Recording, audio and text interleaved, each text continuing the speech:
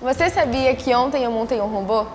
Oi, eu sou a Nathalie, eu faço parte do Clube de Ciências. Uma das coisas que o clube agregou na minha vida foi o desafio de participar de diversas Olimpíadas. Inclusive ontem eu consegui montar um robô, algo que eu nunca tive contato na minha vida e que eu achei que seria super difícil, mas além de um desafio, ele foi bem divertido e fez com que eu aprendesse diversas coisas. Robótica no SESI tem!